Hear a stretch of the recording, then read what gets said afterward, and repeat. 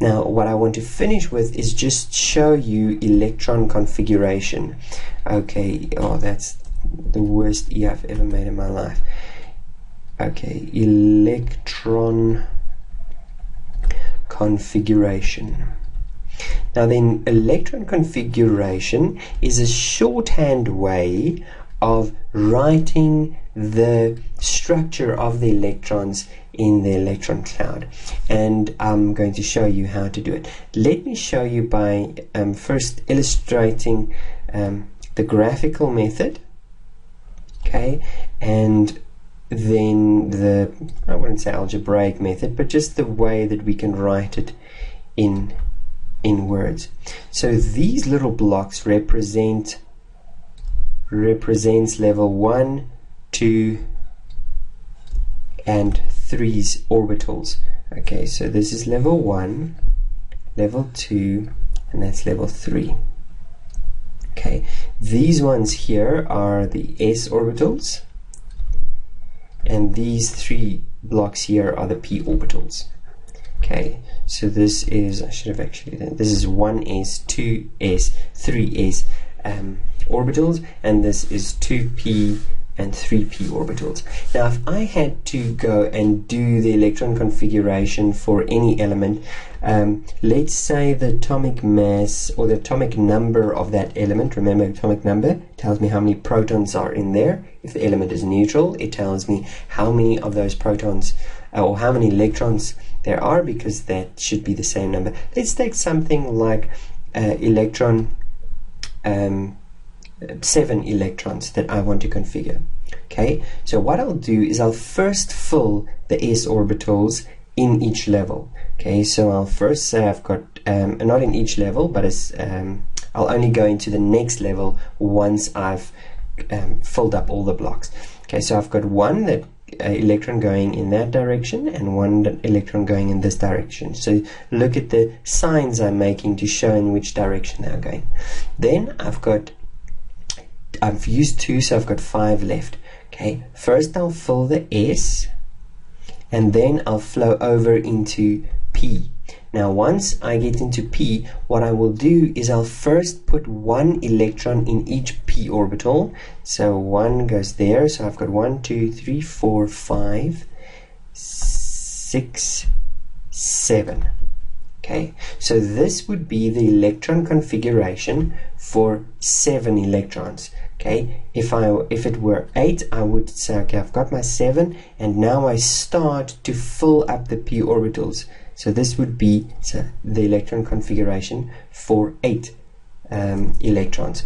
Now if I were to write this in a shorthand method called the electron configuration, I would simply write it as following. I will have in my 1s, and now I use a little exponent, the exponent 2. It tells me in my 1s orbital I will have 2 electrons.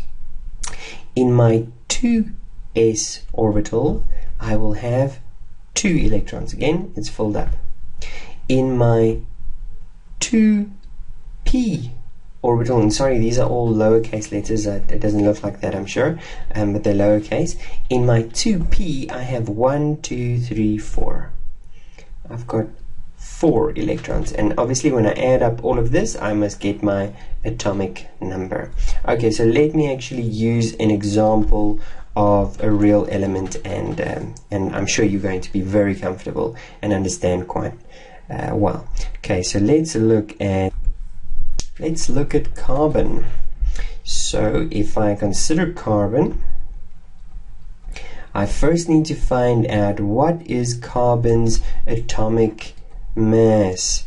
Okay, and for that I'll go to the periodic table. Okay, here I've got my periodic table, and usually it's the number at the top, and I hope you can see there that carbon, okay, here's carbon, has an atomic mass of 6, telling me that it will have 6 protons in its nucleus. Neutral element will have 6 electrons in its electron cloud.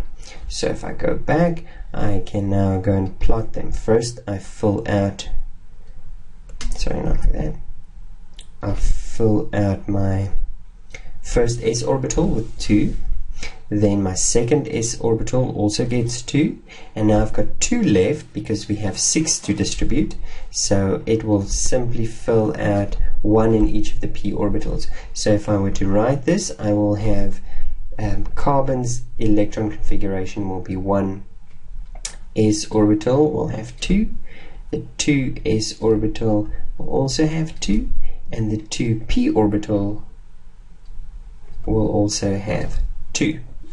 Okay, now you will notice that in my periodic table, the elements here on the far end of the periodic table, they are elements that have filled their energy levels completely. There's no gaps in their energy levels. So for example, helium has 2 electrons, which means he just fills up his this first energy level completely, so it's got no extras in the extra energy level. So helium is called, they are called ideal gases, and you'll learn later that these extra ones would love to either get partners to join them in their orbitals, or they would just like to be given away, or somehow add another electron to them in order to fill up this energy level. So often what happens when it comes to the electron configuration is we use these helium's electron configuration as a shorthand. So for example, helium's electron configuration is 1s2. Okay, and what I could have done here is just said, well, that means carbon is helium's configuration, and it's these little square brackets, helium's configuration. Okay, so he's filled up helium's level, and then the 2s has an extra 2, and the 2p has an extra 2 as well. Okay, so for example, if I were to look at something like, let's take chlorine.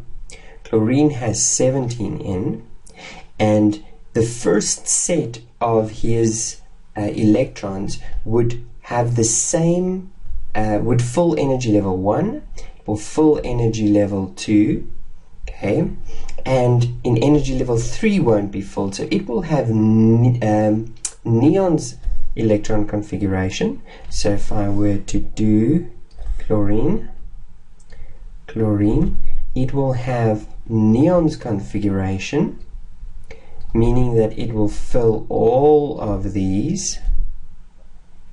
Sorry, that's the wrong direction. It will fill all of these. That's neon's configuration, and then it still has 7 extra. So those extra 7, because how do I know it's 7? Well, neon has 10, he's got 17, which means he's got 7 extra, so I just need to distribute those 7 in here. So 1, 2 in there, and 1 in there, 1 in there, 1 in there. That gives him 1, 2, 3, 4, 5, and another 2, and you'll see he's just short of 1 to have argon's configuration. Okay, argon is 18, again filling up his energy level. So chlorine's electron configuration will be neon in block brackets, representing all of this first part being completely filled, and then we have 3s2 and 3p5 in there, so there's the extra 7. Well, that's about it that I can say about electrons, how they appear in the electron cloud, as well as how to do electron configuration. I actually really enjoyed teaching this. I hope you enjoyed learning it. I'll see you in the next video.